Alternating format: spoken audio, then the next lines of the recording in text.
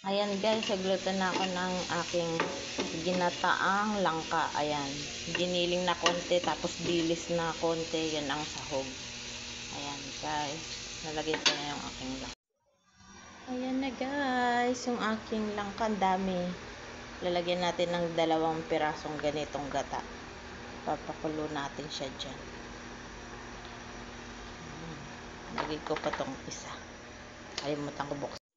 Ayan guys, lalagay ko pa tong isa para maraming gata, masarap, malasa. Yan yung sabaw niya, gata. Tapos lalagyan ko lang ng konting tubig to kasi sayang naman. So ayan na guys, ang ating masarap na gatang langka. Tapos lalagyan natin magic sarap.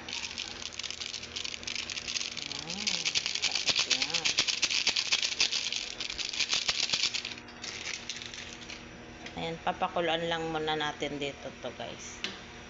Ayan, sarap.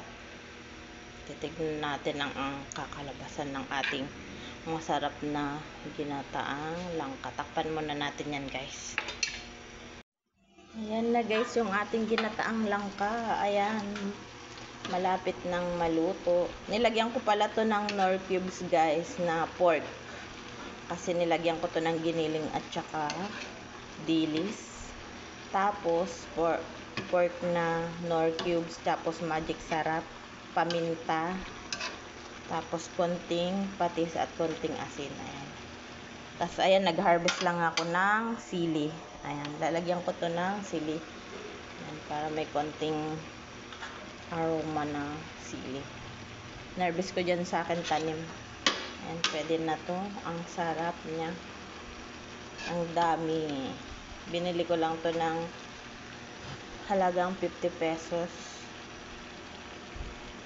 sa buo. Ang sarap. Ang lasa, nilagyan ko ng 2 pirasong gata. Ayan guys, pwede na to. Bye-bye. Thank you for watching my cooking video guys na ginataang na langka. Ang sarap. Kain na tayo. Bye-bye guys.